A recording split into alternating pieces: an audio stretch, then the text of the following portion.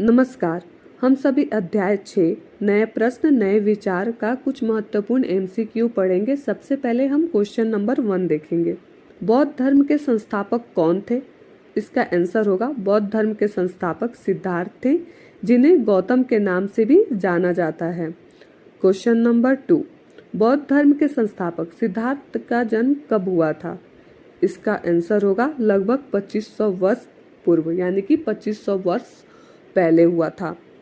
Question number 3, बौद्ध धर्म के संस्थापक सिद्धार्थ कहाँ के क्षत्रिय राजकुमार थे? इसका आंसर होगा शाक्यगढ़ के क्षत्रिय राजकुमार थे।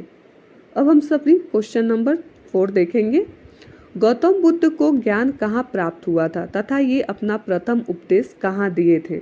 इसका आंसर होगा बोध गया, जो कि बिहार में है, सारनाथ, यानी कि ये अपना उपदेश जो है प्रथम उपदेश सारनाथ में दिए थे। क्वेश्चन नंबर 5, बुद्ध की मृत्यु किस स्थान पर हुई थी? इसका आंसर होगा कुशीनगर, यानी कि कुशीनगर में बुद्ध की मृत्यु हुई थी। क्वेश्चन नंबर 6, बुद्ध की शिक्षा का लेखन कार्य सामान्यतः किस भाषा में हुआ था? बुद्ध की शिक्षा का लेखन जो है वो पाली भाषा में हुआ था। अब हम क्वेश्चन नंबर 7 देखेंगे। बुद्ध ने दुख का कारण क्या बताया था? इसका आंसर होगा तृष्णा या लालसा, यानी कि बुद्ध ने दुख का कारण तृष्णा और लालसा को बताया था।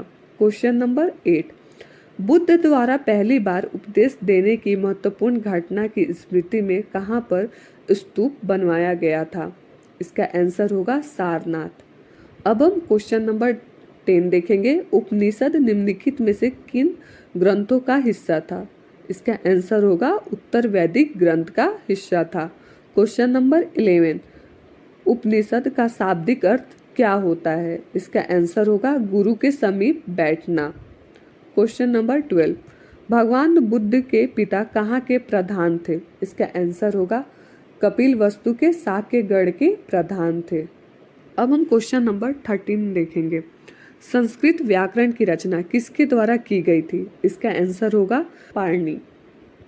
क्वेश्चन नंबर 14, जैन धर्म के 24वें तीर्थकर कौन थे तथा उनका जन्म कब और कहाँ हुआ था?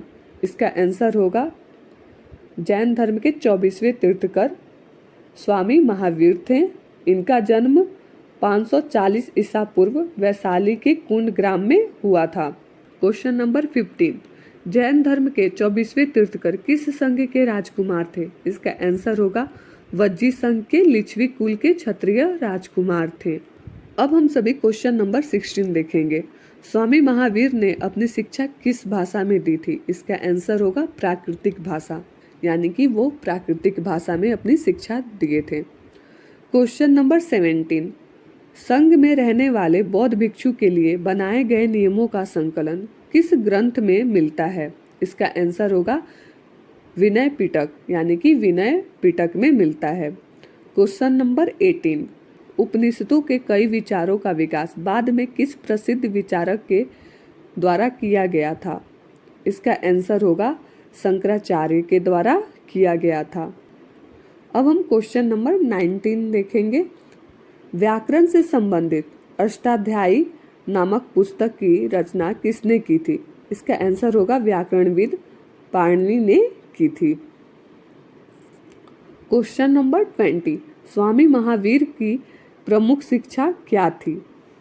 इसका आंसर होगा स्वामी महावीर की जो प्रमुख शिक्षा है वो बहुत सरल थी। वे अहिंसा के नियम का पालन करने को कहते थे। उनका कहना था कि जो इंसान सत्य को जानना चाहता है उसे अपने घर का त्याग कर देना चाहिए, यानी कि घर को छोड़ देना चाहिए। अब हम क्वेश्चन नंबर 21 देखेंगे।